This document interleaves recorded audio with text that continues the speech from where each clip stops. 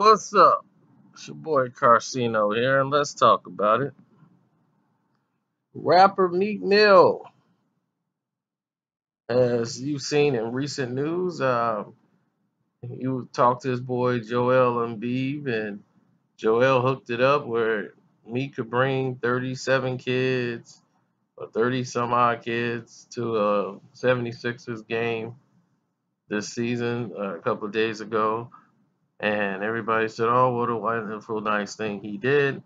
Well, seemed to be that he got a court date coming up on Monday. How convenient to hear his fate on violating his probation, and he's facing 2 years in prison. And it's more likely that he will get jail time when he goes and see his parole officer. Because if y'all don't remember, back in 2015, when he was with Nicki, he got violated from his probation just for leaving without permission, like traveling without permission. I mean, he got one of them 9,000-year probations that don't end, which is ridiculous. I mean, I've seen people do way more worse crimes than Meek Mill and still can walk around. But for some reason, I don't know what this guy has done to the people in Philadelphia, but they got it in for him. So whatever he's done, he's that kind of guy that would make you not like him, period. So I could probably attest to that. But this guy is on probation, which stems, what is it from? What was it, 2008? He had a drug and weapon conviction. And then he got arrested for that driving a dirt bike in New York. You know, that was the one he got really railroaded in. I'm like, wait a minute. That is a stupid charge to begin with and ridiculous, and that's when you're targeted. But then you got to look at why all this stuff happened. Then in March, he got into the fight at the airport. Now he worked the deal out with the dirt bike thing, saying that if he don't rack up any more charges, he'll have that arrest cleared from his record. And they told him when he got that probation that he reportedly already informed the Philly rapper. They had told him, the judge told him, you make one move, you're going to be in big trouble. And that was the last time Meek was in that courtroom. Now he's got to go back in that courtroom.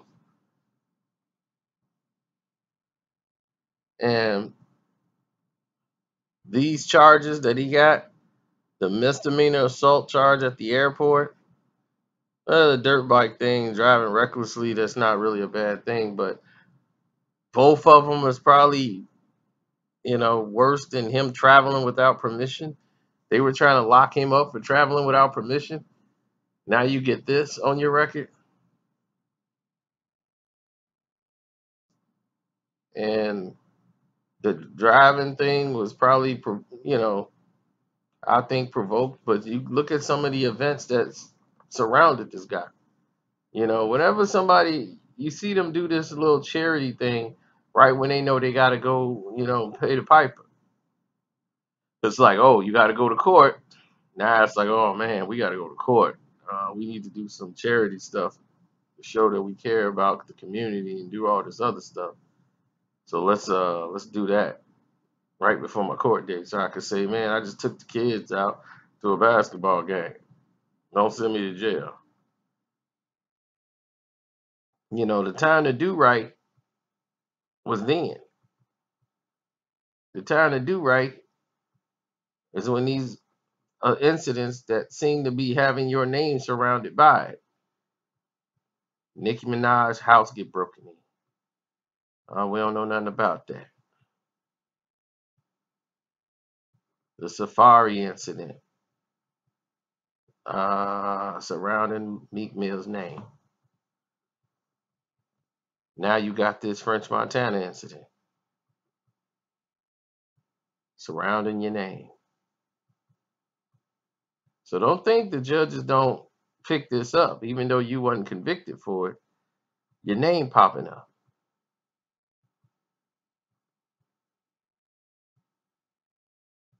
It's not a good look.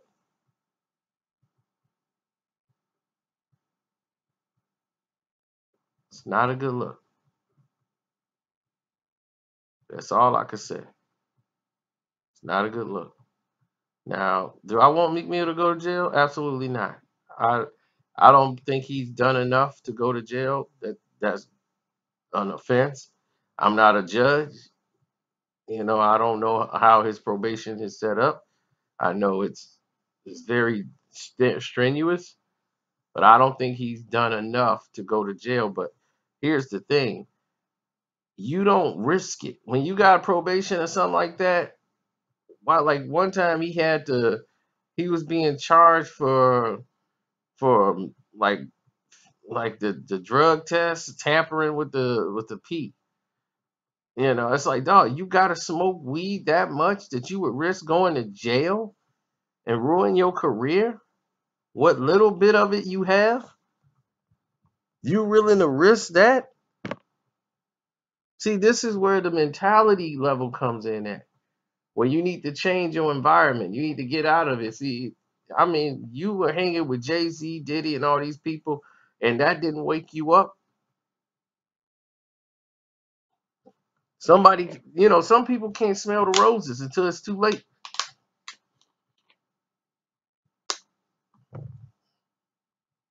Then they start saying, I can go back to the hood. I'm good. Well, is that where you want to be?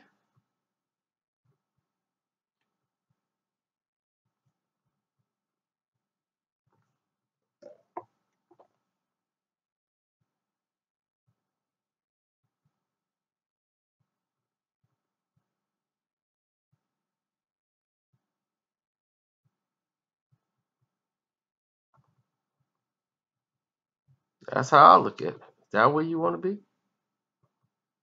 Y'all tell me.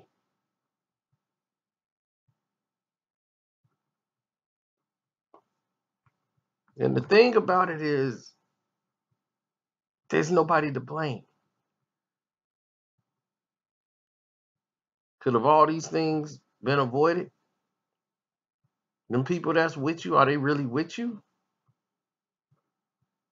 Because nobody needed to jump on Safari. Nobody needed to do all these things. If you keep this is what I'm saying, I know people gonna be like, he wasn't charged for that. Don't matter. These are people that's associated with you. It's in a negative light. See, y'all believe whatever negative happens to Meek is a positive because you're stupid.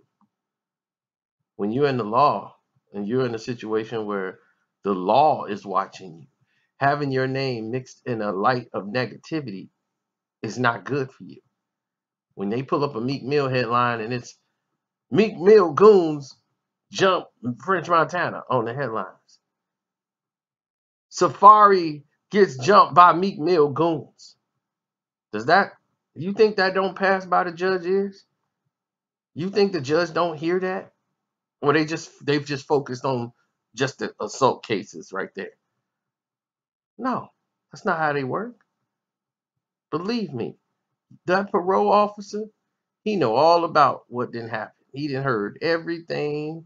He or she has heard everything about what his name that popped up on the Google search, on the Google chat. And believe me, that stuff will come up in a hearing.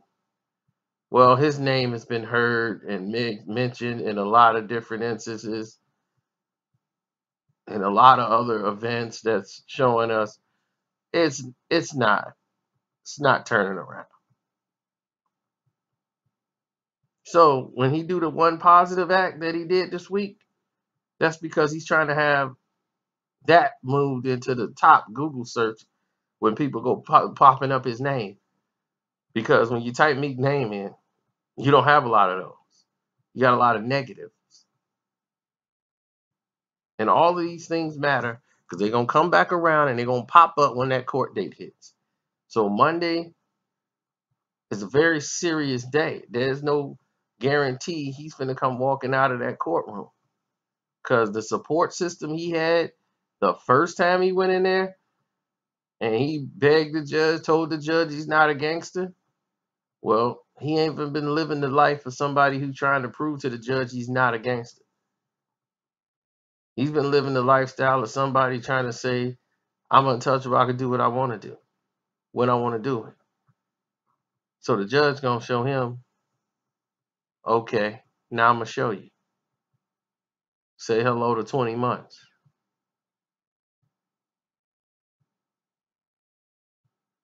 Then it start back from scratch again. And all them people who was rolling with you, we'll see how many of them gonna be standing there when they meal ticket locked up.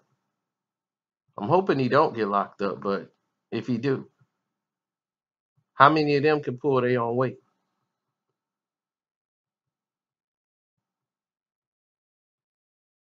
So all the activities these dudes are doing, trying to get brownie points, like, yeah, I'm gonna go beat this dude up for you, man. Your name gonna be hot out here in the streets because I'm gonna be out here smashing for you.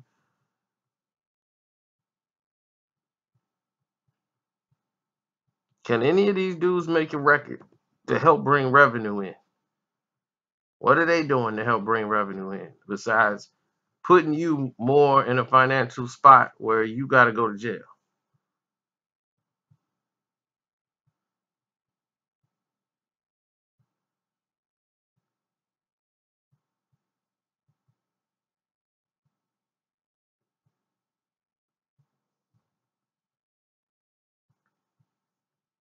You know, I mean, some people don't get it.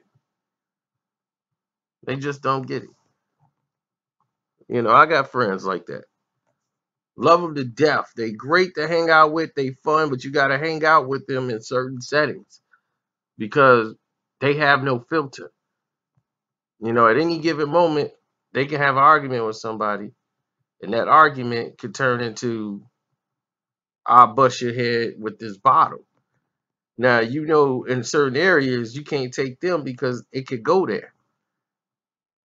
And you got to stop hanging with these people all around together because hanging with them turns into a brawl, a fight at a bar, a fight somewhere else, and you there to have a good time. They there for whatever pops up, you know. And you don't want to be in these situations. You be like, nah, I gotta sit this one out, bro. Nah, I can't make that. It's just us at the crib or some watching the game. I come over, but you know, you can't just do that all the time with them. You gotta like pick and choose when you can hang out with them because any given moment, everybody catching a case for something. So you got to start thinking about your life, your security. You don't want to be like, man, we was at the bar, it went down, man. Yeah, such and such hit something. We all brawling. We in jail, man. We need you to come get us out. You don't want those calls. You don't want to be in that scenario.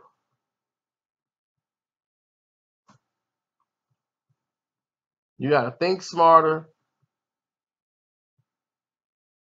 But the thing is, if you're not willing to change the way you're living, you're not willing to cut out bad habits.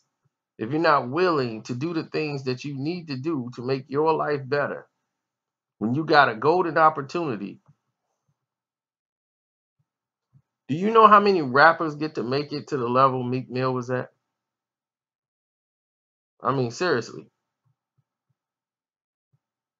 Just from Philly.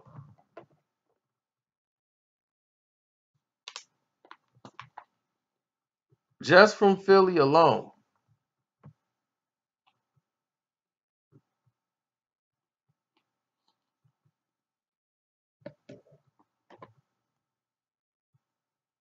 The odds of a rapper making it out of Philly. He's probably one of the most successful rappers from Philly. to have stayed this long, being an individual rapper since probably Will Smith. Benny Siegel had a run with state property and everything else, but it wasn't sustained because why? Philly rappers normally take down other Philly rappers. It's sad to say, but that's normally how it happens. Imagine had they all blended in together. What a powerful unit that would have been. That would have been a very powerful unit to have, Gilly the Kid, Meek, Oskino, Beans. Like all these guys coming together, Cassidy. I think they would, if they'd have worked together, they would have had something so strong that it wouldn't have been split up by anybody. Everybody would have had to come to them. But what the industry did is what they always do. They know Philly's ego. It's like, I got to be the guy on top. Everybody crawling, climbing, and pulling each other down to try to pull each other on top. Everybody pulling each other down to try to get to the top. But they claim it's brotherly, but they not showing and doing, moving and acting like brotherly. Everybody's doing something on their own. And what the industry do is they take advantage of it. They'll come take one artist from Philly. Yeah, you with us stuff. You ain't affiliated with no Philly dudes. You just affiliated with us. We're from Brooklyn. This guy here is from Florida. And they got the Philly guy. And now you are not in your element, but they're gonna bleed off you. The Miami guy gonna be making Philly style videos, Brooklyn style videos. Brooklyn gonna be making Philly style videos, but representing Brooklyn. Miami gonna be using Philly style, but representing Miami. Atlanta gonna be using Philly style, but representing Atlanta. So it's confusing, and Philly get none of the benefits. You see, that's how it works. And they'll take one rapper out of the group and make that happen. And that's what happened to Philly rap. But we turned that into a subject that we were supposed to talk about on live. And I'm going to do that live tomorrow. We're going to continue that, and we're going to go down the road. And I will show you what happened to Philly and all the rappers, because you guys wanted to talk about that. And I said, yeah, we need to talk about that, because it's not like they didn't have talent. They still got guys over there that's super talented. But they can't get the shine because there's so much hate in their own city. And we know that from each side. It's not like New York don't have that problem, but in New York, that's where most of the record companies are, in New York City. So most of these guys can walk to the studio, but New York, it's more of a borough thing than anything. They feel like if you from the borough, we should be vibing. So it's more unity that was in New York ever than it was in Philly. Philly, a lot of bitterness and a lot of jealousy. And every time somebody figure it out and it's like, okay, this is what we need to do, and they smell the roses, by then it's too late. Because you started off doing the wrong thing.